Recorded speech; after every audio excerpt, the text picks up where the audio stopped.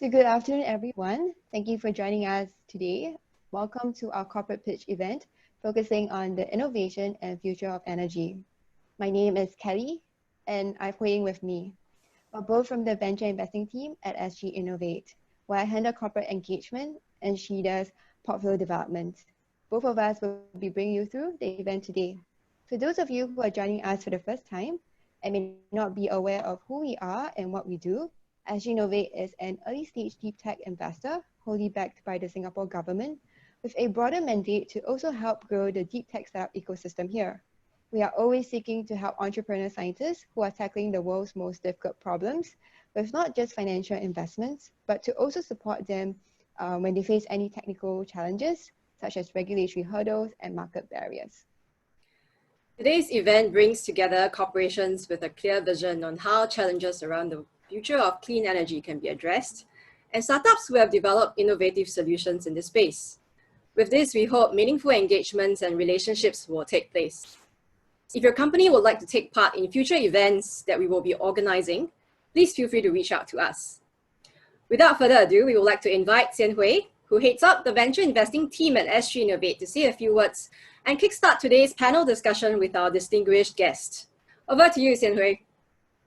Okay, thank you very much, Kelly and Hui Ying, for the introduction.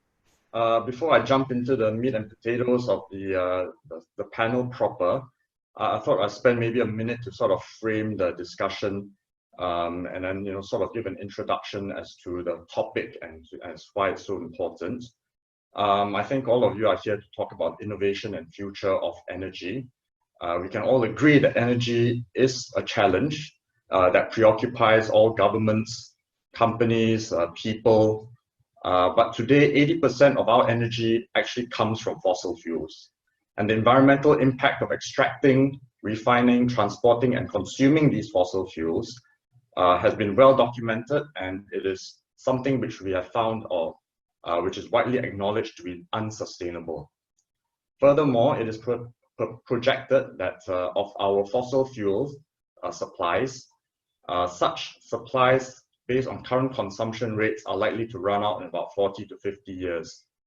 Therefore, it is almost certain that in the long term, the future of energy is not fossil fuels. But for all pretenders, there are many hurdles that they need to overcome. Reliability and safety is one. The environmental impact, the ease of distribution of the energy, the regulatory support that it needs to achieve, to attain, and capital investment, etc. And it is also not just about alternative energy, but also about how we save energy or make existing processes more energy efficient.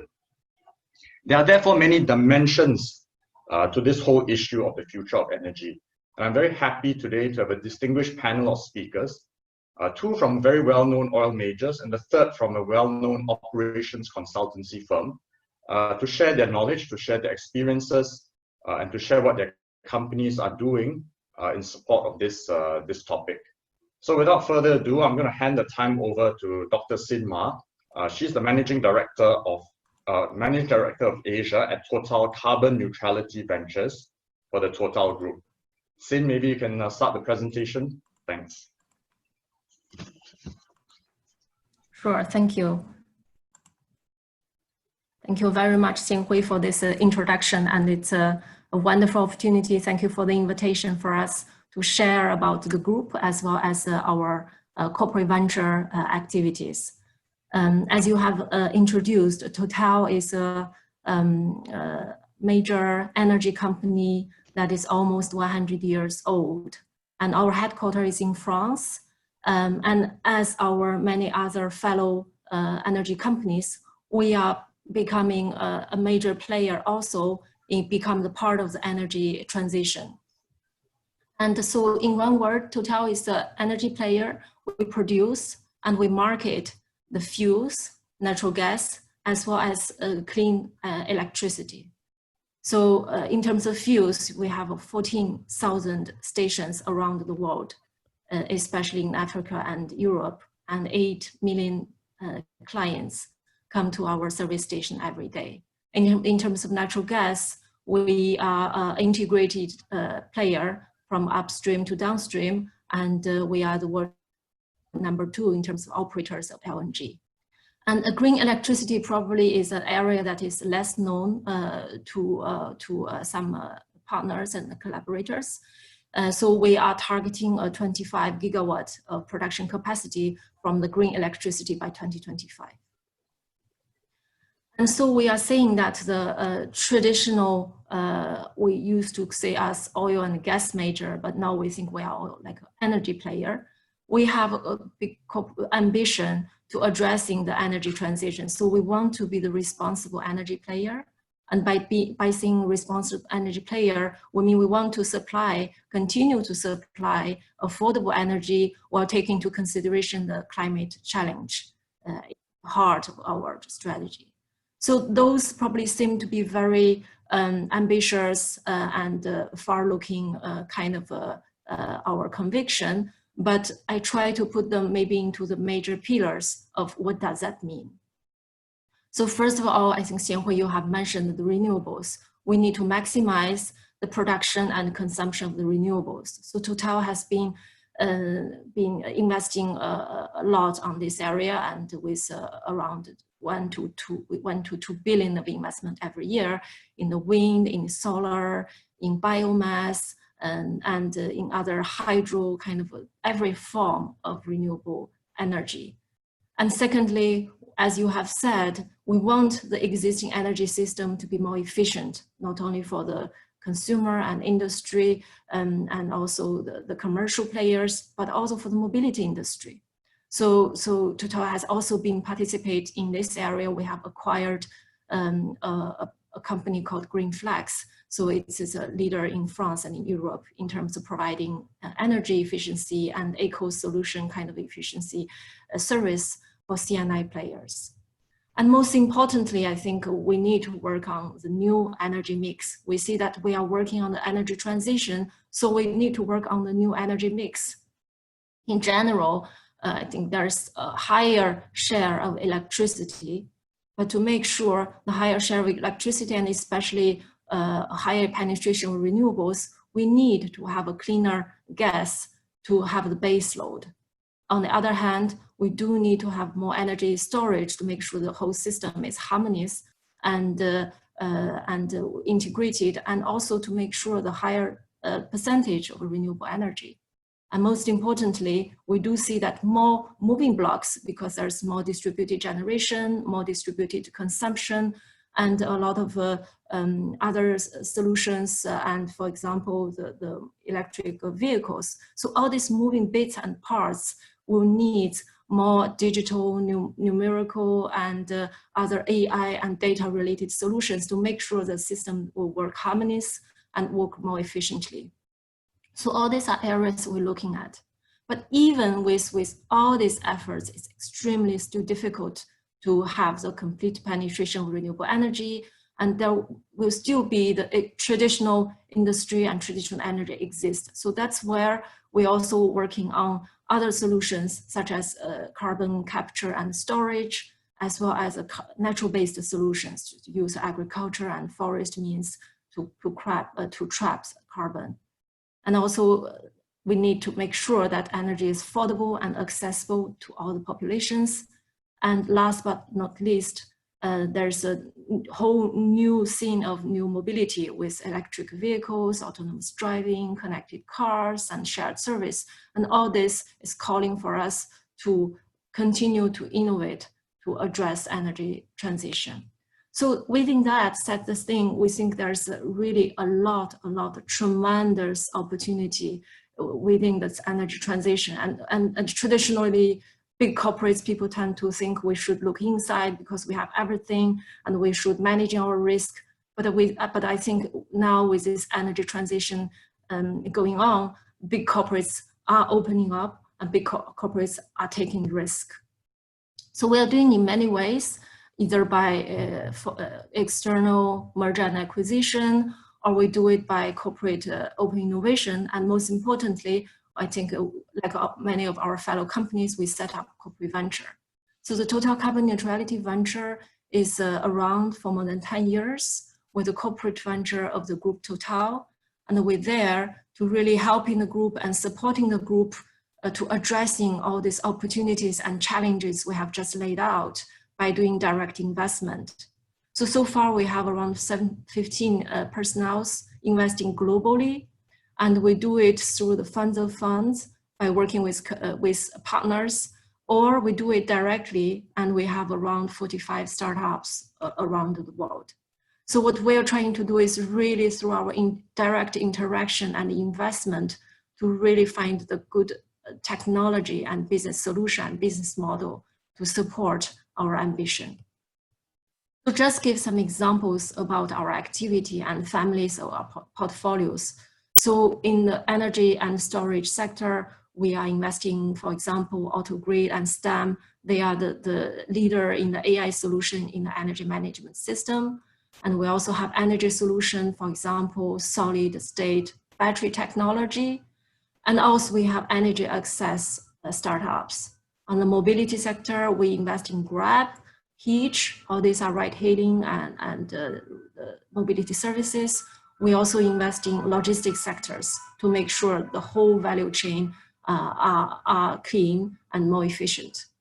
And also we are mapping quite a lot of the CO2 related technology, and these days we look at a lot of bioplastic, recycling of battery, and recycling of plastics. So just those are just some examples what we are doing now, and we do hope to have more partners and startups to join us, because we do have the conviction there's a huge and tremendous opportunity from the energy transition as well as a climate change challenge. And we do also think in Southeast Asia, with a young and vibrant population, appetite for innovation, and a huge resource for renewable energy, there's a lot of opportunity we can work together. So please do get in touch with us, and together let's find solutions. Thank you so much. Hey, thank you very much, Sin. I just realized that I appear to look like a slacker on my screen because I'm leaning back. It's unfortunately due to the fact that the lighting isn't very good. So if I were to lean forward, I'm going to look like something out of a horror movie. So I think I'll just, with your agreement, I'll just sort of lean back a little bit. One of the things which I forgot to mention to the group of people or participants is that if you wish to pose a question to any of the panelists, and there will be a Q&A session towards the end of the panel discussion, please put that into the Q&A button, which is at the bottom part of the screen. I don't put that into the chat because it will get lost, and I can only monitor one of these communication channels at one time. So comedy interlude is over. So let me hand the time now over to Graham House, who is the Managing Director of Asia at BP Ventures, to present what he does. Graham, over to you.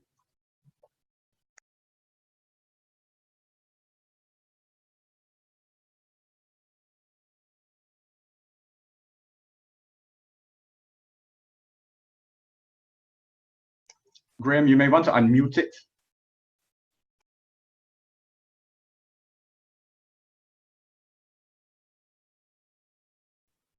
There we go. Right. Sorry. I was saying I'm a bit of a novice to these Zoom conferences, and I'm demonstrating that superbly here, haven't I? So now just hopefully that presentation is happening for you all. Okay, jolly good. Right. I think it should be in slideshow mode. If not, you'll just have to bear with me with this crappy screen. So we take a slightly different approach, just talk about BP Ventures, and the reason for that will become clear at the end of the presentation. So a bit of an overview, right, of BP Ventures. Does that work? Sorry, guys. Anyway. So we've been around for a long time, since 2006. We've got a large number of investments. We've invested a large amount of money, over $600 million over that time. And we've got our presence across the world. And really our mission statement is to help BP's transition to a lower carbon future. This is a graphic of our team, where we're placed kind of the major centres, San Francisco, Houston, London, and two of my colleagues hopefully are on your screen in Shanghai, and myself here in Singapore. We also participate in venture funds. These are the blue dots across the screen, a couple of in US, one in India, one in China. So yeah, we're well represented across the world. Like most VCs or investors, I think we kind of follow the similar path. You know, what's your idea and your technology? What does the team look like? Your business model, funding, and timing. You know, when will you be able to get your technology to market? And we've kind of over the years we've kind of morphed how we've worked. So this is a snapshot of our current portfolio. And you'll see on the left, we've sorry, done. Graham. I believe that the slides are not changing, so I think that is an important slide that you may want to see. Oh, right. Yeah, we are still at your overview slide. Are you? Oh wow. So why is that not working? Oh, I have no idea why this isn't working. Anyway, can I stick with this screen? Would that be easier? Does that work? I'm sorry? Does the screen that's showing just now, does that work? It's showing, well, there we go. It's showing the global team now. Yeah. Apologies about that, folks. Yeah, so I mentioned our global team and what we look for, and this is our portfolio at present. So our core business areas are on the left. So these are core to the current BP. Like most conventional international oil and gas companies, we have an upstream business, downstream, and a renewables business. And over the years, we've done quite a number of investments in these areas, upstream to improve the performance of our operations, and downstream for kind of market access. And in our renewables business, we've just left one of our investments in their Bright Source, a concentrated solar power company. But we actually started off investing in the renewable space, and a lot of our portfolio has now been exited, because that was way back, as I say, in 2006. And those investments were made in support of our biofuels business, and also our wind business, a large wind business in the US. And you may know that recently BP entered into a joint venture with Lightsource, a solar PV developer in Europe, one of Europe's, if not Europe's largest. And we also acquired ChargeMaster, which is an electric vehicle charging platform. And that's in support of the advanced mobility agenda that BP's got. Well, like 2 or 3 years, well, no, 3 or 4 years ago, you know, in recognition of the energy transition, BP set up a team called the New Energy Frontiers. And this gave us a new focus area for investing. And you'll see we've been quite active in that. 5 areas covering low carbon power and storage. So a number of investments in that area. Advanced mobility, which is essentially electrification at present. Digital transformation. Beyond Limits is a great cognitive AI company. So got great hopes for that investment. Bio and low carbon products is another area. Fulcrum is taking municipal waste and turning it to biojet. And carbon management, which I guess is getting an increasing theme. Yes, carbon capture, sequestration, but more importantly, utilization. I noticed that we're a co-investor with Total and Solidia Technologies, who take CO2 and use it to cure cement. You actually get a better performance green cement out of that. So this is a demonstration of how BP, going way back, oh gosh, since the Lord Brown's time, over 20 years ago now, when BP started championing carbon, you know, encouraging our sector and industry and governments to pay more attention to the carbon impact in the world, the CO2 impact. So we've got a long history there as BP. And as part of that, and one reason why I don't have a lot of kind of corporate slides is those who have been following BP will know that we've got a new CEO, Bernard Looney. And in February of this year, he made a very ambitious and bold announcement around reimagining BP, so how we're going to restructure. So we'll no longer, as of January, I think, next year, will no longer be structured as a conventional oil and gas company with upstream, downstream, and renewables. So we are reinventing BP. We'll be structured differently, and that organisation change is going on at present. The other key announcement he made was reimagining energy. So this is really a step out, I think, for an oil and gas company. And there's links there in blue, which hopefully you'll all be writing down and click on just to get more detail around what BP is doing. But basically, BP's purpose is reimagining for people and our planet, reimagining energy, sorry, for people and our planet. We want to help the world reach net zero and improve people's lives. So again, ambitious, bold statement. So how is the corporation going to go about it? Well, there are 10 aims overall, 5 of them regarding BP and how it's going to get to net zero. The first 2 in the screen there about our operations and production.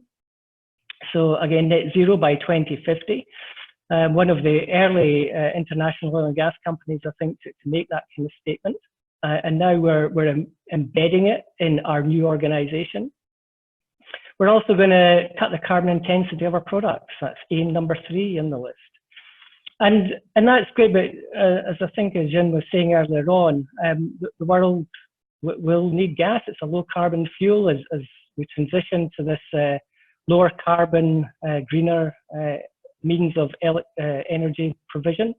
But we recognize that methane is quite a has a high greenhouse gas potential. So we're undertaking to install methane measurement across our operations and really drive down the methane intensity of those operations. But I think what I'd really like to draw your eye to is the last item on that list of 5 aims, because this is setting, if you like, the new direction for BP. So we're going to increase the proportion of investment in non-oil and gas businesses over time. So directionally, this is where BP is going. So we're going to reduce our emissions, and we're going to improve the carbon intensity of our operations and production. And then, so that's great. That's what we're doing as BP. But Bernard's taking us a step further and it's setting out 5 aims as to how we're going to help the world get to net zero. So more advocacy, the aim number 6 there. We're going to incentivize BP's workforce. So I guess that will be coming into our performance contract. What can we do, and how can we help reduce the carbon footprint? Item 8 there, we're going to change the trade associations that we work with. Again, another major bold step.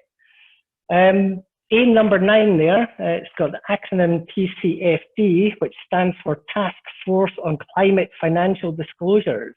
So again, we're going to improve the transparency of our reporting and our record keeping. So again, I think that's quite an important point, to be kind of as transparent as we can be around carbon matters. And again, linking to aim 5 as to what BP is doing, aim 10 there at the bottom is another clear key item. Again, showing the direction that BP is going to get actively involved in helping countries, cities, and large companies to decarbonize. And there's actually a team being set up to focus on this. So I guess we'll be seeing more about that in the future. But again, this is where BP Ventures can play a role. For example, with investments in companies like Solidia and Carbon Free, who produce products that are beneficial to companies, have technologies that can be integrated with their processes. So that was a bit of a rush through, and apologies for the technical hiccups. But I think it's quite important to leave you with this message about how BP is transforming as a corporation, as an international oil and gas company, reimagining energy to become a lower carbon energy provider. Okay, thank you very much, Graham. Now, the last but definitely not the least, Rajiv Senivaratne is the principal at DuPont Sustainable Solutions. And Rajiv, I'll let you take it away from here.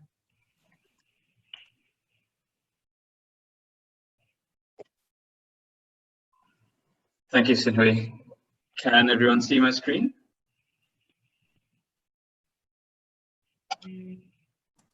Yes. Great, thank you. Okay, hi everybody. My name is Rajiv Sanivratna. Very good attempt, Sinhui. Not many people can get that right. I work for DuPont Sustainable Solutions. It's an operations consulting firm, and I'll give you a little bit of an introduction about that. Personal introduction. I've been in consulting and the industry prior to joining DSS. I was with a company called Bain in consulting, and before that, I was in BP, coincidentally. And then I started my career in KPMG Consulting. DuPont Sustainable Solutions is an operations consulting firm, and we have a very simple aim, which is to protect people and to improve operations. I'd like to give you a little bit of context here by talking about DuPont itself, and just to introduce DuPont. Many of you, I'm sure, have heard of DuPont, the brand. It's a diversified chemicals manufacturing company. It's been in existence for over 2 centuries. It started out as an explosives manufacturer, and it's now a diversified chemicals firm that supplies specialist materials into the automotive sector, military, agriculture, food, to name but a few. And DuPont Sustainable Solutions was originally, it started out as DuPont's consulting business unit. The idea being to use the knowledge from DuPont's experience of running about 250 plants around the world, use its lessons in innovation and apply that to third-party companies that want to solve problems around getting to safe operations, getting more productive, and being more innovative. DuPont Sustainable Solutions now is an independent consultancy, and we serve companies in mining, oil and gas, chemicals, and general manufacturing. Now, I think all of us are familiar with the 4 industrial revolutions, as it were, starting out from mechanical production through to mass production, automation, and then now the 4th industrial revolution that's characterized by the convergence of AI, big data, robotics, and so on and so forth.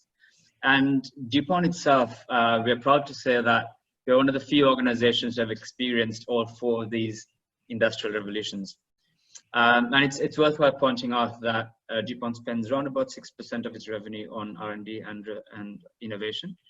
And from an early age, it focused on solving customer problems. And therefore, from a fairly early stage, there was a culture of innovation in the firm. And it's this culture of innovation and I suppose the pioneering processes that brought about, back in the day, nylon, Kevlar, Nomex, Tyvek, and so on to the world.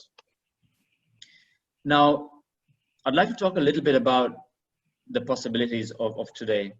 So we know that today there's technology that has given companies the potential to innovate at an unprecedented rate. These are just 3 metrics. There are a ton of others, you know, in terms of the number of connected devices. You can just see the massive exponential growth just in the last 5 years. The data proliferation as well as computing power. You can just see the exponential growth just in the last couple of decades. However, given that, we can also see that the majority of change efforts don't deliver their full potential.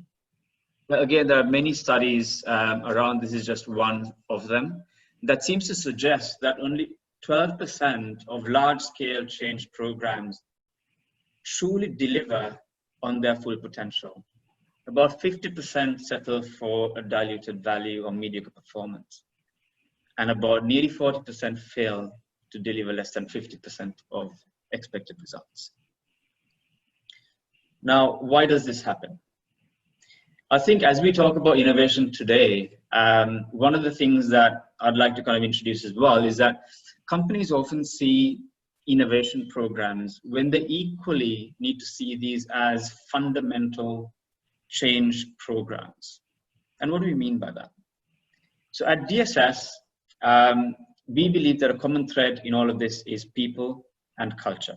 Now, it might seem soft, but we've codified what you see in front of you, which is 4 blocks that we pay attention to and incorporate into all of our transformation programs that we help our clients with, be that around technological change, be that around improving safety, improving reliability, and so on and so forth. And these 4 blocks, we believe, are incredibly important. One is around capabilities and the competencies, and making sure that you build the capabilities of your people. Now, we as an advisor, we spend a lot of time on improving capabilities of our clients. The other is around making sure that the processes and the technologies exist. And that's really important because you've seen many times where you have an inefficient process that's being, let's say, for argument's sake, digitized, and you're effectively digitizing inefficiency. Then the third leg is governance and management, to make sure you've got the right KPIs and the right governance structures around that. And a really important point there is around the mindsets and the behavior of people. That's an incredibly important point for us as advisors. So when you talk about innovation, we tend to not talk about innovation without talking about the cultural and the people elements that go hand in hand with that. Now, innovation itself, at DuPont, I'd like to give just a couple of examples in terms of how we think about it. We realized quite early on that there's a huge amount of value from getting the balance right between innovation focusing on internal, so in terms of how to make your production more efficient and more productive, versus external, focusing on the customer and your products. And that has delivered a huge amount of value to BP. To DuPont, Freudian slip there. DuPont, I remember a few years ago when you were working with Toyota, and we were actually thinking about Toyota's, so our customer's customer, and what their needs were going to be. And in this case, we helped develop materials to lightweight their production, their run-of-the-mill production vehicles, in terms of polymer-based materials for car construction. So this is a way of DuPont using its kind of innovation horsepower to solve a customer's customer need. The other thing I'd also like to talk about a little bit is how DuPont has migrated to a more externally collaborative approach to innovation, including venturing that Zin and Graham will undoubtedly talk a lot more about. And on that note, something that within DSS we've done in the last 6 months is, as I mentioned earlier, DuPont Sustainable Solutions does 3 things. 1, we help companies reduce risk. 2, we make their assets more productive. And lastly, we help them innovate. So with the first part around making companies safer, we know that there's no way in hell, given the pace of change that's out there, that DuPont Sustainable Solutions can stay abreast of everything that's happening in terms of technology and solutions. So we decided early on to partner and collaborate with the best of breed safety technology providers out there. And our aim is to build the world's largest network of safety technology vendors in safetytech.ai. To date, in just a few months, we have curated 400 technology providers in terms of safety around automation, robotics, analytics, smart devices, digital permit to work, and so on and so forth. So that's something that we are doing internally in DSS. And if you just go to safetytech.ai, you'll see all of the mostly startup technologies that have that we have onboarded onto the platform. So what we like to provide our clients is an objective, dispassionate view of the best technologies out there that can solve their particular problems. Because as an oil and gas or as a mining firm, you see a plethora of technologies, and quite often it's outside of your core business. So it's quite difficult to keep track of what is going on out there, to navigate the plethora of these technology solutions. So we believe that we can help by curating these technology providers.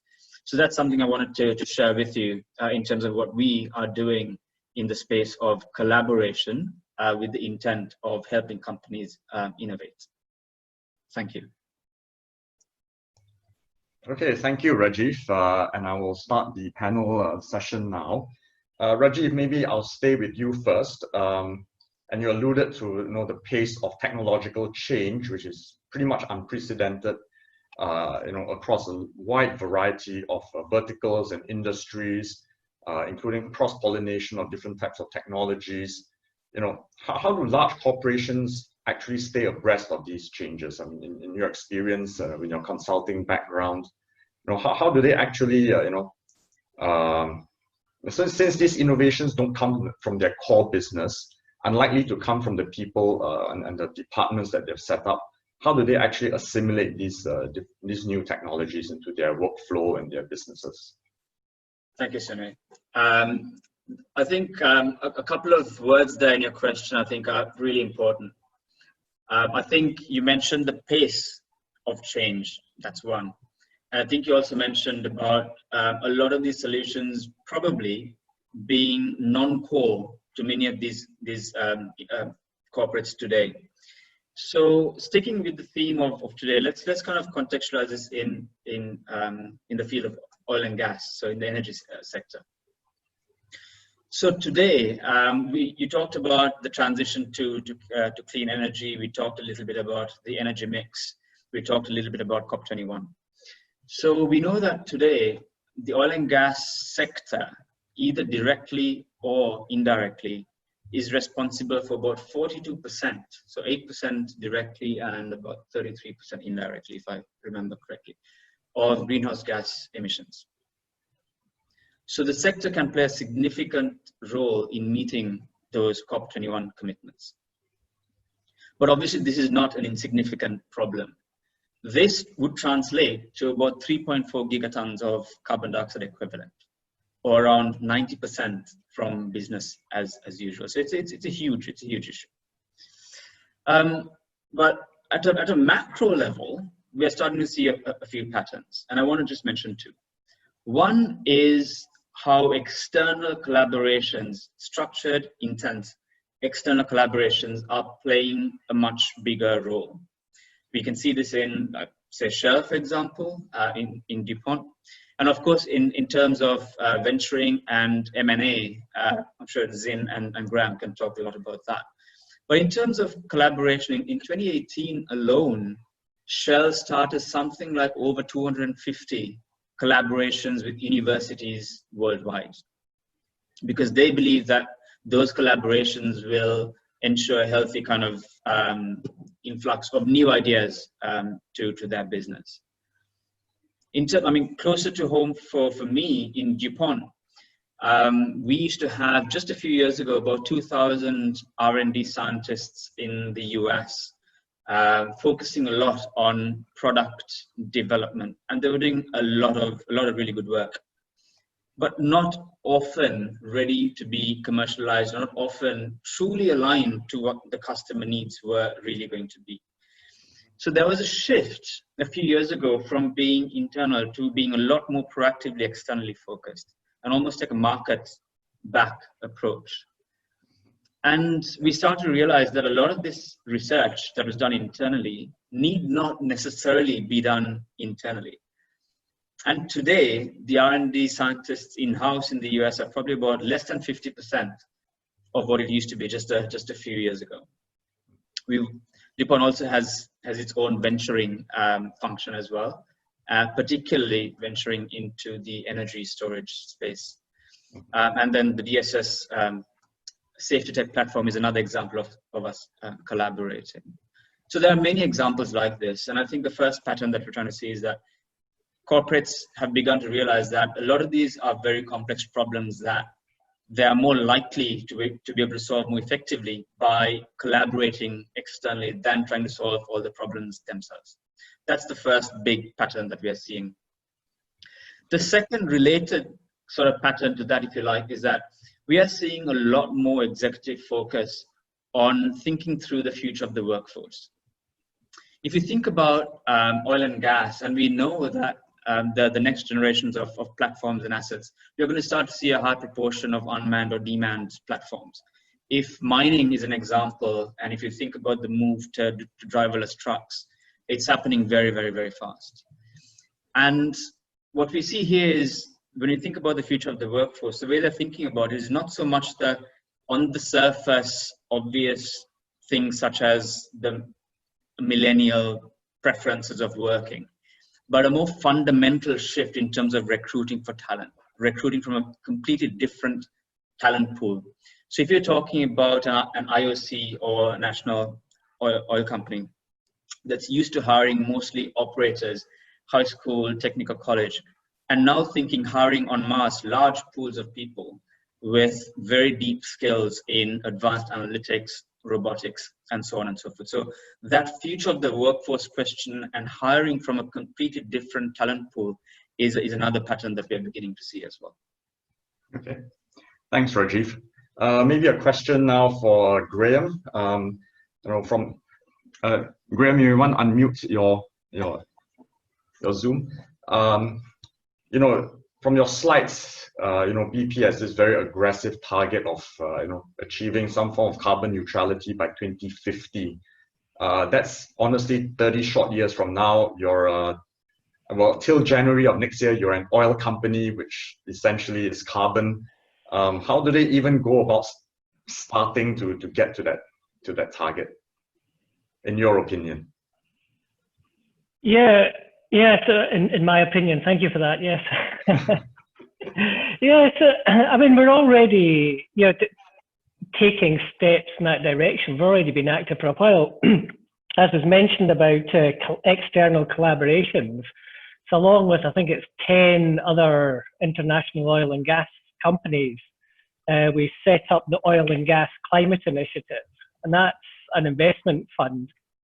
I think it's $1 billion fund to invest in technologies to reduce the greenhouse gas or climate impact of the oil and gas industry. And it covers areas like methane, which, it covers our whole industry. There's probably no competitive advantage, but, in terms of maybe license to operate or permission to operate, really need to address that issue. So it's one that the industry can get together around. So that's a good example of something that we're already doing. So we've already started taking steps in the right direction. And I think as we go forward, you'll see more announcements coming out for the company. But one of the things that from the venture side that we can do is, again, make strategic investments in companies with technology that we can then deploy. And that will improve the operational efficiency of our operations business, and therefore bring down their carbon footprint. And Beyond Limits is maybe a good example of that. Cognitive AI, mining through the data, applying to our complex operations, and looking for where can we make those incremental, or in some cases step change adjustments to improve our overall performance and therefore reduce our carbon footprint. Okay, thanks, Graham. I'm not going to ask Sin the same question, so that because I don't want to get competing opinions on this, and then you guys are going to go back and then rechange all your strategies in alignment. We share. But I think, Sin, I'll have another question for you. I mean, you've done this for a long time, investing in companies in growth areas of technology and all that. So what are some of the promising new areas? And you alluded to some in your presentation, but what are some of the promising new areas of technology that either make energy more efficient or represent a more sustainable source of energy? I think it's a very important question, and we ask ourselves every day, and the answers will change because the world change, because the energy sector change. Maybe start with Total. If you see even 5 years, 7 years ago, what is our core business? We won't talk about battery. We won't talk about electricity supply to individual households. We won't talk about all these hybrid projects with battery, with solar, and with other digital solutions. we won't talk about like consultancy to go to CNI, looking at their energy consumption patterns and do an audit and give them the result on financing, on engineering consultancy, and give them a complete eco solution. But all this now are our business affiliates, and they are doing all this business on daily basis.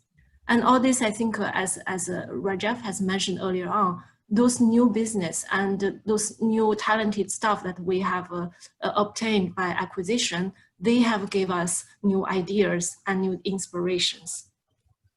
So I think, you know, that's maybe a wide answer, but there are so many things. For example, in the battery, we see new battery management system, which makes the battery system safer and reduce the cost. For example, the solid state battery. And hydrogen is a very attractive and very charming sector. I think all the energy players talking about them endlessly. We probably continue to follow them because they play an important role in the energy mix in terms of energy, probably energy storage as well as mobility. And we also look about, you know, wonderful technology in terms of CO2. Solidia, Graham has mentioned that BP and us, we work together. And I think some other, I think some of the people have asked some questions about marine innovation. It's true that when we talk about mobility, we kind of got excited about the electric vehicle for passenger cars. But there are whole other lots of mobility elements. For example, I think Rajiv has mentioned the logistics sector for the trucks. That's what we are looking at as well, you know, like Uber for trucks, as well as the IoT and AI system for the fleet operators of trucks to make the operation safer and with a lower cost. And all these things, it's a wide range of things. We also look at, for example, electric mobility for the aviation industry. You know, the vertical takeoff and landing, and what will be the solution? Will that be battery? Will that be hydrogen? And we look at the bunker fuel sector. You know, we have battery solution for the marine transport. I think with Graham, you probably remember we've looked at a startup called Covus some long time ago. It's a Norwegian company doing the battery solution for the bunker marine transport. And I just recently saw that they have launched their solution in Japan and electrifying the marine transport. So really exciting and very wide range of areas we are looking at. And it's, as you know, Graham and Rajiv has said, it's so many moving pieces and we have to work on all of that. That's the exciting thing about it. Yeah, so I think, Sin, you've definitely made a good point about the many moving parts. And all three of you represent very big conglomerates, you know, huge companies. Startups obviously are not as sophisticated as your operations, but they might have a solution that you might be able to work with. And obviously, investment is part and parcel of what, you know, Sin, you and Graham do. But how do startups actually work with you? You know, early stage startups, you know, companies that maybe just have a minimum viable product. Are they ready yet to work with a Total or a BP or a DuPont, or do they need to, you know, build their product up a little bit more, you know, a longer track record of customers before they are ready for that? Sin, maybe you can start. You know, this is addressed to all three of you. Yeah, happy to share. I think that's a really a very important part of our daily work. And I do conscious that startups sometimes found us very big, sometimes might be not very agile as a startup I used to. But I think that, you know, we are developing different channels of ways to work with startup. Starting with R&D team, you know, they work with startup in a very early stage with the technology indicators probably relatively low, so that by very early working with them, we have a visibility of their technology, where they are going. So, you know, for example, we have biopolymer, we have like smart energy systems. They work a lot with our R&D and also like a solid state battery that I have mentioned. And then we have an open innovation team, that's a corporate open innovation team. They organize events, they organize their website, they have this very, very nice system called Adopt a Startup. So, startup can come in, have their solutions, and they will test. They will find a whole like sponsor and test. For example, we were testing a startup called Thank You in France. They do fuel delivery to the B2B and B2C. It's like on-demand fuel delivery. So we test on our own stuff. And then you have venture us. So we do the investment in startups starting from A round and B round. We have a lot of very good experience because one of the core value of us is we're corporate venture. We make sure that startup will have the opportunity to work with us, and our business unit will have the chance to expose to innovation technologies. So we have a dedicated staff, senior person in our team to work daily to promote this collaboration. To give examples, we were looking at a potential investment opportunity called Go to Mobility, which is it's a leader in the France EV charging sector. And then we find we like the team and we like the business model, and then the business units take over and they brought the company. And the head of the company became the head of the EV charging business of Total, in charge of the EV charging like a line of business. So that's probably just examples of this dynamic way of us working with the startups. Graham, what about yourself at BP? How would you advise a startup that wants to work with BP? Yeah, come talk to us. I think through our website you can submit your company details and opportunities. So there are a number of ways. So if you're a digital company, there's a team called the Digital Innovation Organization within BP, and they do a lot of trials and proof of concept work on digital technologies. So they can help companies get access to an operating business, to a site, to deploy their technology and do a trial. And that's great because then it helps the company because hopefully it works out well, but they understand what the corporate's really looking for, where the value add is. But also it helps us from a ventures point of view that if they want or need additional financing to help the business grow, and they would like a corporate as an investor, then it makes it easier for us if they've already worked with us in that way. So and the other ways are, our upstream business has for decades, as I'm sure oil and gas companies have done, with small companies, and a lot of the transformational change in our industry has come from the small companies working with us doing proof of concept trials, as deploying the technology, and then one of the service providers then effectively buying the company to bring the service back to us. And that's, say, one of the things that kind of ventures has been enabling as well. A number of the companies, talking microgravity, for example, a portfolio was a spin out of the University of Cambridge, who had been working with BP developing a technology, but they needed that scale up funding. So there are a number of ways companies can engage with us. If it's core, it's easier, so core to what a business is doing, but also if it's transformational, which is maybe more the digital side of things. I'm always interested to hear about such companies. And in terms of idea generation, so it's the other thing, we've got lots of clever people in BP who have lots of good ideas, and unfortunately they aren't always able to progress those ideas within their business for whatever reason. And sometimes maybe it's step out, so it's not core, or the business is focused in a certain direction, doesn't have the bandwidth to do a project. So we set up an activity called Launchpad. So it's a place where BP internal people can bring ideas, and they can go through that kind of accelerator, incubator, and then if they get out the incubator phase, it's like an arm's length, wholly owned BP company. So we've got 3 or 4 going through that process at the moment, two quite far advanced. And we're also looking at extending that model to allow external companies also to submit ideas and participate through that accelerator program, again, to broaden our access point into the external community. Thanks, Graham. Rajiv, how do we work with DuPont, or how would companies, early stage companies, work with you? Sure. Let me just, I can split that question into two parts. One is DuPont, the manufacturing firm, that has its own DuPont Ventures as well. So it's very similar to what Graham and Zin mentioned.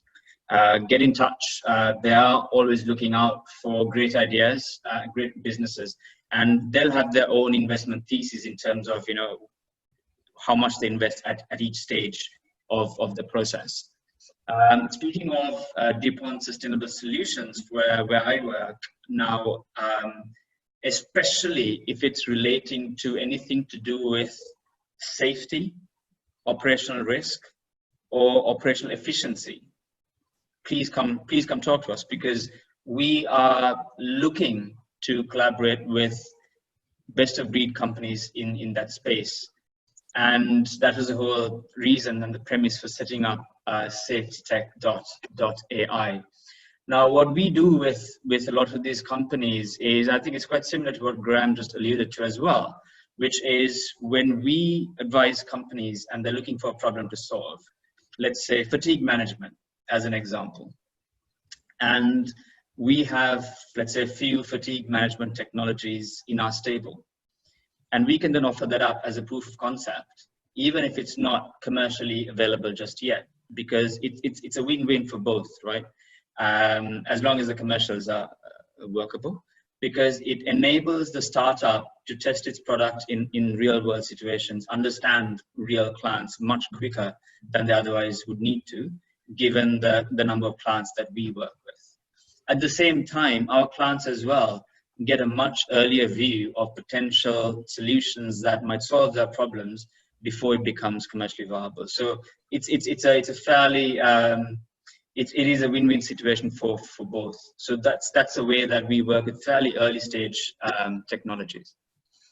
Thanks, Rajiv. I'm being reminded that we are running out of time. I know that there are quite a lot of questions. Don't worry, we'll send a list of questions to the panelists who will reply accordingly and then get back to you. So we definitely won't be able to cover it here. I will close out the session with perhaps the last question, because I know time is tight and there's a very exciting session after this. And any of you can start with this last question, which is, will this COVID-19 lockdown, which has led to economic contraction and challenges, economic insecurity in the world, is that going to put a timeout on environmental concerns, do you think, amongst big corporates, simply from a very practical standpoint? Any one of you can start. Or Graham, yeah.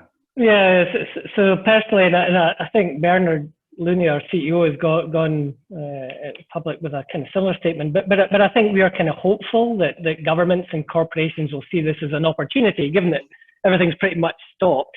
If we're going to move forward, is this now the time to maybe implement the digital solutions that have always been on the back burner, or just to do a step change in energy supply, move over to green sources of energy? But I think this is maybe hopefully a once in a lifetime opportunity when economies have effectively been stopped to restart in a different way. And given that governments are going to need to participate to help industry, could they put in the support mechanisms and incentives that will enable companies to make that kind of step change? So I'm kind of hopeful that we can see something positive coming out of it, and it won't be kind of the same old business as usual. Yeah. Reggie?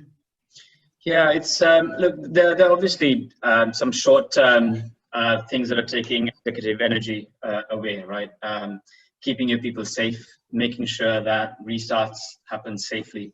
And we've seen some horrendous incidents in India, for example, where people have taken their eye off the ball.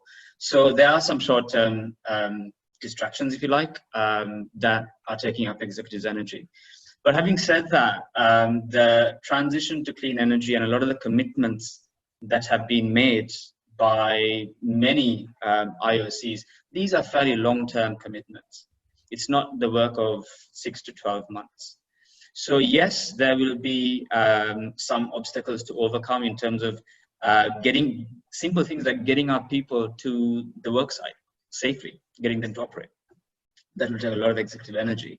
But I'm hopeful too that this doesn't become a long-term kind of impediment to the path towards the clean energy transition. Because we're talking here of decades, right, of investment and change. And hopefully the COVID cycle we're talking about, I don't know, months rather than years. Okay. Sin, I will give you the last word. Thank you. So I'm really at the positive side of the story. I think it's very difficult, certainly the situation now, especially for the mobility sector, you know, physically people is not traveling and there's no business activities, so the power and energy consumptions are low. But I totally agree with Graham and Rajiv, we look in the middle and long term. And what we see is, you know, from corporates, the engagement is stronger and it's very, it's firm. So it's during the lockdown that Total has also announced the net zero ambition to 2050. And also, you know, when we look at all the stimulus plan, starting with China and also the 6 major nations in Southeast Asia, we cannot see this as a green stimulus plan, but we do see that they are like climate conscious stimulus plan. Of course, every government will take into consideration their economic priority, but it is very climate conscious. And also this lockdown and this, you know, this forced lockdown make people to realize the preciousness of the clear sky and less pollution. I think, you know, the culture kind of needs and social needs for the cleaner future is there, and that is going to transfer into pressure to the politicians and companies. So that is going to continue.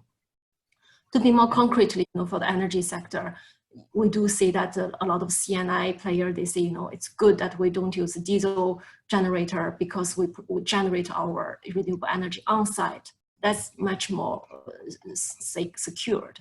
And for mobility, you know, people will come back. Probably they will have different combination of leisure, work, and life. But they will always want to have their new mobility needs. So that's where, you know, we need innovation solutions, but the needs will be there. Okay, with that very optimistic note, I would like to thank our 3 speakers, Sin, Rajiv, Graham, for an entertaining, if a bit short, panel session. Folks, don't switch that dial. You know, we'll be right back with the second session where the pitches are going to take place. And where you will hear pitches from, I think, about 9 innovative companies in this space. I will hand it back to Kelly and Hui Ying to take it away. So thank you to all panelists, so Singma, Graham, Rajiv, and our moderator, Sian Hui. So I hope everyone had some great insight to the future of energy and the innovation that's happening within the energy sector. So we'll now move on to the second segment of this event, which is the startup pitches. We are excited to have 9 startups providing innovative solutions across the energy industry value chain joining us today. Each startup will have 5 minutes, and after each pitch, if you're interested to connect with the startup, please indicate your interest via the poll that we will be launching. Without any delay, let's welcome our first startup that will be pitching today, Mo, CEO and founder of Hydroleap. Mo, please. Hi, can you guys hear me? Yes. Okay, perfect. Hello, everyone. Thank you for joining, first of all, and thank you for SGInnovate for setting this up. My name is Mo, CEO and founder of Hydroleap. Hydroleap is, okay, let me, can you guys see my screen? Not yet, right? Let me, I assume you will be able to see my screen now? Yes. Okay, perfect. Okay, so yeah, as I said, my name is Mo, CEO and founder of Hydroleap. Hydroleap is an innovative water and wastewater treatment company armed with its unique electrical and membrane treatment systems. A little bit about the profile of the business. We founded the company in 2016. We have already done 2 rounds of seed investment, which is, it's going to be together around $3.4 million. The investors are a great bunch of investors, including SGInnovate, as well as the lead investor, Wavemaker, Enterprise Singapore, EF, 500 Startups, Spark Labs, Cultivate, and many more that I couldn't just put them here. And at the same time, we have a great partners that we've been working together for for the past couple of years, including NUS, which is from academic point of view, as well as the global agtech ecosystem based in Australia, as well as the Department of Primary Industry in New South Wales. So yeah, let's get into what's the problem and what we are solving. A few things to know. Probably you guys are already expert, but just as a reminder what we are doing here. We know that the industry and domestic, they use tons of water on a daily basis, and we generate tons of wastewater on a daily basis. So probably you guys on a daily basis, you hear a lot about okay, we need to conserve the water. We need to conserve on our personal usage. The interesting data to me always is that when you look at the ratio of the industrial withdrawal compared to the domestic, is almost twice. So it means that if we do something about this industrial wastewater, it can be the oil and gas that you guys are in it, or any of the industries, if you can do something about it, so it means that not only we can save more for domestic, but also we can do something for the environment. And the last point is the discharging this industrial effluent can create much severe damages to the environment, as we already know a lot of cases. So a lot of those industries that we talk about, like oil and gas, construction, mining, manufacturing, they'll all, they need to treat their wastewater. What is the conventional method that they use it nowadays? There is a process called chemical treatment or chemical coagulation flocculation. So it's a kind of simple process in core. You use this normally a few of the chemicals, you mix this, and those chemicals start reacting with those contaminants and start settling it down. So annually, only on the chemicals, there are more than $25 billion goes on this. So it's a kind of irony for us because we are fighting fire basically with fire. We are fighting chemicals with chemicals. It doesn't sound right. We are trying to treat the water, but you're using another contaminant to do it. So yeah, as I said, it's pretty expensive process, and it's non-environmentally friendly, definitely. And it's a pain to operate because one of the problems with the wastewater, it doesn't matter when, what kind of verticals you're looking at it, knowing the quality of the wastewater is almost impossible because the quality of water changes on a daily basis or even on an hourly basis. So what Hydrolib is bringing to the table, we are introducing a chemical-free, cost-effective, and environmentally friendly solution for treating the wastewater by replacing chemicals with electricity. What we do, basically, our system is called a package and modular system. So the values that it's bringing to compared to the conventional, we are saving the space footprint by 2 times. The OPEX costs occurred to the system.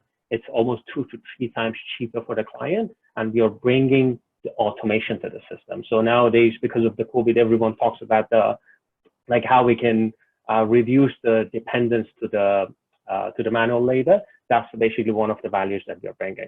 These are some of the examples of how the technology can perform. The firstly, which is construction industry, which is one of the industry that we have progressed the most. We are treating different sort of the silty water up to the level of discharge that you can see the one in the middle. And we have tested our system with quite a number of the oily wastewaters. We have already 2 ongoing projects for the oily type of wastewater, where they have lots of emulsified oil and grease, even heavy metals, suspended solid, and many more. And we have tested with the industrial wastewater as well, which again, each of this wastewater, they have their own type of, their own version of the contaminants that how actually Hydrolib system is applicable to them.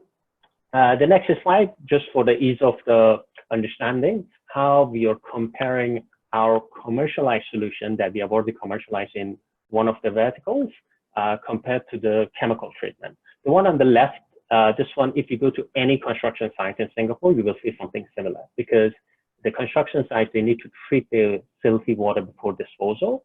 And as you can see, there's a huge system with basically chemicals on the side. And the footprint that such a system will bring in, it's 27 square meter. And the cost that it cares for it is $25. And when you compare this thing to what the Hydrolib system is bringing, it's almost twice less in terms of the space footprint. And in terms of the OPEX, we are talking about $2 per hour compared to the $25 per hour. So there's a lot of more of the basically advantages and benefits that the clients will get, like as I said earlier, the automation and basically you don't need to do anything for the cleaning part of it because it's fully automated. As well as we have brought the remote control. So it means that the operator can sit at home on Sundays or the weekend, that they can decide that if the system is going to be operated or not operated, or they get any types of alarm that it's happening to the system. So I think my time is running out, but I'm almost finishing. So as a part of our continue, the first step that we have done, we are basically shifting our system from a campaign, basically this customized containers to the regular size, easy, basically available shipment containers. And we have done quite a further development on the membrane side of it. So it means that from basically a very small capacity to a much bigger capacity, we can just add more modules. Why we did that? Because we wanted, first of all, to make it containerized. Secondly, to make it as an easy maintenance and operation, and thirdly, basically easy scale up. So yeah, so how's the business model, how we're working? We are working based on the lease and the sales model. So for some of the vertical like construction that are familiar with the lease model, we lease our system and we collect basically the monthly revenues. And we do have the sales model as well that we sell upfront to the clients. The team, water industry is one of the most conservative industry, and you can't really set up a startup like this that with just only the fresh grads and with not much of the industry experience. So gladly we have gathered a great team of both academic as well as the industry teams that basically we can both cover basically from the innovation side of it all the way to what exactly the customers wanted. And that's actually one of the reasons that in less than actually 3 years we managed to commercialize, and we've been into the commercialization for the past 1 year. Yeah, we haven't done much of the marketing, but we've been recognized quite well. And the latest one is the Business Times that they wrote about us, how we can help the companies post-COVID, because as I said, what you're bringing cost effectiveness as well as the lower dependence to the manual labor. And also one more thing that I like to highlight about it, it's the most prestigious water magazine in the world. It's called Global Water Intelligence. They have already featured us, Hydrolead, not only once, but also twice, both in 2018 as well as 2020 for our basically innovative solution. So the area of focus, I think this is one of the last slides. So the area of the focus for us is can be applicable to many of the industries, but currently the focus is the construction industry. That's where we started off. And then the oil and industrial wastewater, which we can talk about, the oil fracking wastewater, which I'm sure BP, Total, and many of you companies are familiar with it, as well as the palm oil. And we will be looking into the mining wastewater and sewage water treatment as well. The core technology among basically this, all of this outreaches is the same, but basically we will go one by one to address any of these markets. Yep, and I'm finishing I think I'm just right about it in terms of the time. And our mission is basically it's a pretty simple, but it's important to us, which is to build a profitable business while helping our environment. So the reason that we like to get on this corporate pitch is we like to get out there and talk to more of this corporates to see that how we can integrate our solution to the current operation as well as any innovative approaches that any of these corporates they have it. Yep, I think that's about it. I believe that I ran a little bit over the 5 minutes. I pass it to Kelly. Thank you so much, everyone, for joining. Yeah. So thank you for sharing, Mo. If you're interested to connect with Hydrolead, please indicate your interest via the poll that is being launched right now.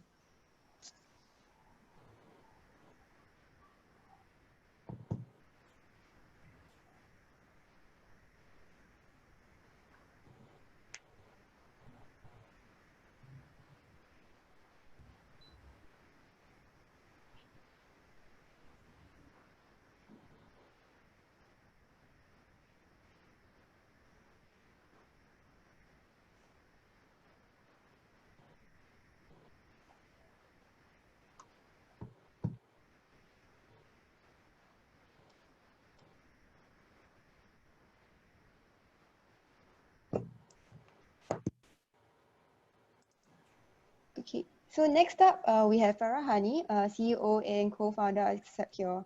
So the time is yours.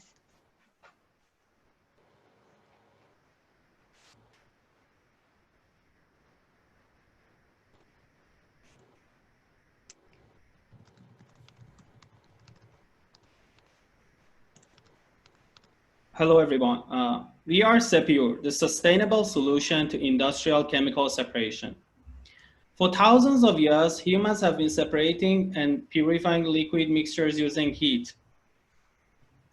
Surprisingly, we're still using the same process within the industry today. This process is called distillation, and it works by heating chemical mixtures to vaporize the components with lower boiling points and then cool down the vapors to condense them. This process is obviously energy intensive and expensive. In fact, these thermal processes are largely invisible, though they have become one of the world's largest silent polluters, accounting for up to 15% of the planet's entire energy consumption. This is an enormous problem, not only for the environment, but also economically. At Sepure, we choose to see this as an opportunity to develop an alternative technology. Sepure's patented technology uniquely uses chemically resistant nanofiltration membranes with pores less than 1 nanometer in diameter, enabling chemical separations at the molecular level without the traditional use of heat. Sepure's sustainable technology creates value in different ways. The innovation of separating chemicals without heat would significantly reduce the energy consumption and pollution or CO2 emission at least by 90%. Without heat, we preserve billions of gallons of water used as steam in the distillation process every single year. More importantly, our mild separation process results in high quality products. Sepure's technology can be utilized across multiple markets, including food, pharmaceutical, petrochemical, and oil refineries. In the oil refining industry, our technology can be used for many applications. For example, in the lube oil solvent dewaxing process, once the wax is removed, Sepure's membrane can be used to retain and concentrate the valuable lube oil dissolved in the solvent. And the pure solvent passing through the membrane can be recycled and reused. Another important application is homogeneous catalyst recovery. These catalysts are quite efficient but very expensive materials that are difficult to separate in an active form with conventional separation technologies. Conventional separations often result in a huge loss of these expensive catalysts. However, Sepure's membrane can retain them well with a high recovery rate, allowing them to be recovered and reused. In the petrochemical industry, our technology can be used for monomer removal, product upgrading, and homogeneous catalyst recovery. Sepure's membrane can also be used for many applications in the pharmaceutical and vegetable oil industry. But why has this not been done before? Researchers at industry have for a long time struggled with producing a nanofiltration membrane that is stable in organic solvents. The conventional nanofiltration membrane or polymeric membranes in contact with organic solvents either swell or dissolve. But this problem has now been solved. Sepure's unique nanofiltration membrane, which is solvent resistant, is a result of at least 5 years of research and a generous $10 million grant funded by the National Research Foundation of Singapore during my PhD at National University of Singapore. Sepure has exclusively licensed the technology from the National University of Singapore to commercialize it. We have already built an in-house capability to manufacture our chemical resistant membranes and to do pilot scale testing with our early customers in different fields. We are collaborating with global leaders in different industries on several pilot projects to implement our membrane technology. I am Farahani, a PhD in membrane fabrication with food and petrochemical background. My co-founder Amir has a PhD in membrane technology and process design. Together, we have over 20 years of relevant experience, 4 patents, and over 50 publications in the field. This is our team, consisting of experienced industrial people and ambitious young people. We are working with world-class academic and business advisors to execute on this journey. We are also backed by a group of prestigious and experienced investors, both globally and locally. We are now ready to work with potential clients in oil refinery and petrochemical industry to implement our sustainable technology. If you're interested, please contact me for further discussions. Thank you. Thank you, Farahani, for sharing. If you are interested to connect with Sepio, you may indicate your interest right now.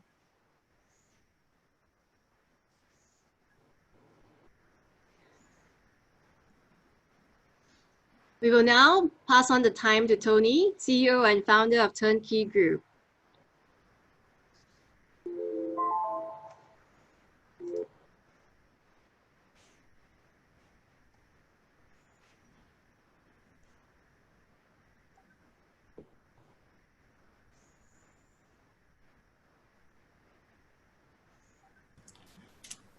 Good afternoon. Can everyone see my screen okay? Yep, all good, Tony. Thank you. Good afternoon. My name's Tony Wines from the CEO of Turnkey Group. We're an analytics software platform covering the full spectrum of energy management and looking at energy analytics and the full supply chain spectrum, including multiple frameworks around ESG throughout the world. The problem that we're tackling is the complexity of getting good quality data amongst many organizations, the complexity of getting good quality energy data, the good quality data that you see around a full ESG disclosure, and managing to get that in real time. We've built a platform here to allow organizations to go very granular, to look at trends, to evaluate the benefits that ESG data is providing in the industry around cost savings, productivity gains, and benefits in the company. And our mission is to try and drive as much sustainability data into the supply chain, looking at energy at the forefront, but many other aspects of ESG as well. We're very closely mapped to the SDGs, amongst many other frameworks. So what is Turnkey? Basically, our platform has been designed to support many different industries. It covers the full sustainability spectrum, but focuses predominantly on metrics that can provide efficiency, productivity, and profit to the organization. So we're taking the concept of data beyond the compliance regulations that many organizations have been looking at and driving it into profitability, strategy, and benefit within the whole company. This has been allowing our clients to make good decisions, smarter decisions, more strategic decisions, and also helping some of their investors to look at the company more favorably in terms of valuation. We have three types of main product. We have a main enterprise solution for larger organizations. We have a light solution for the mid-size and SME, and we have a risk management tool that covers the full spectrum and looks at risk within the organization and tracks risk within the organization as well. The four main sectors that we look at, the four main pillars, are very much around energy and renewables, but we also try and tie that into the full financial sector so that investors who are looking at energy companies or looking at different parts of the organization's supply chain can analyze the data more effectively and make better judgments around valuation and improve the brand of the organization full speed. We also see the supply chain sectors being very important, and we drive that around multiple suppliers within an organization. This is just an example of some of the outputs that you'd see when you use Turnkey. So we're looking at energy consumption, we're looking at energy intensity, we're looking at the differences between companies looking at renewables versus non-renewables, and looking at trend analysis to help them understand how by going into a more renewable perspective, you can save cost, reduce your carbon, and then link it into multiple frameworks such as the GRI or some of the key SDGs that they have to measure or work with as well. We also look very strongly at the risk side. So as we all know, risk is becoming a major spectrum within the business. And before you can even look at good quality risk data, you have to analyze what those key risks are. So we assess risk in a company, we map the risk into the organization, we can measure various suppliers within the whole supply chain, we can look at different departments in terms of high, medium, and low risk, and we can identify ways that the company is improving performance and generating benefit within the bottom line through risk analytics and planning. The next phase of where we're building this year is to move beyond the historical to present day data to industry benchmarking and predictive analysis, and eventually into full transparency around target settings. So right now we're able to allow companies not just to measure their data internally, but also to benchmark their data against various industry peers, look at competitors, and map it also into some of the key publicly disclosed data sets such as Refinitiv, Thomson Reuters, and other companies such as Bloomberg. So we're not just addressing the benefits of productivity, we're now also tracking the performance of that company against industry peers and against the market sector. Our organization, this is the senior team. Myself founded the company in 2015. Ian has been working with us as well. He's 25 years in technology. Serena from the environmental side on product strategy and innovation.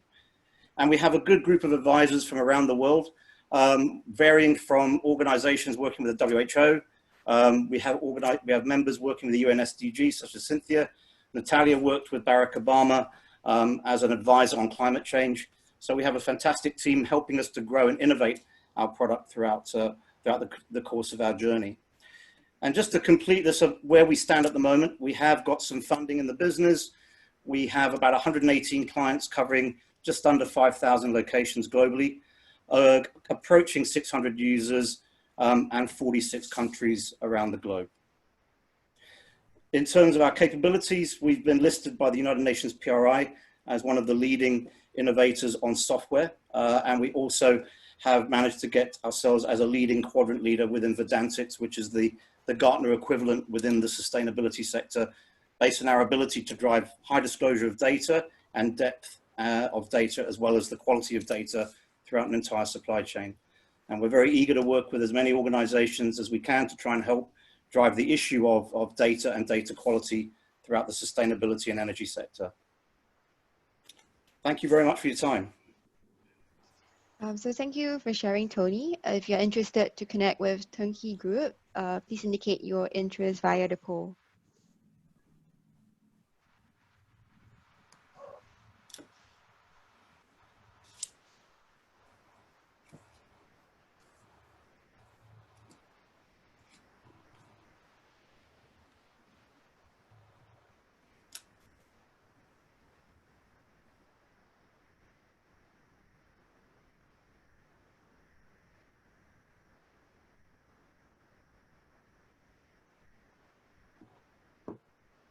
And next up, we will have Mobashir, CTO and co-founder of Axio.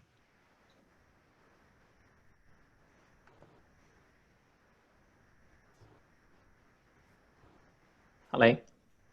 Hello. Yeah, can you guys see my screen? Yep, all good. Great.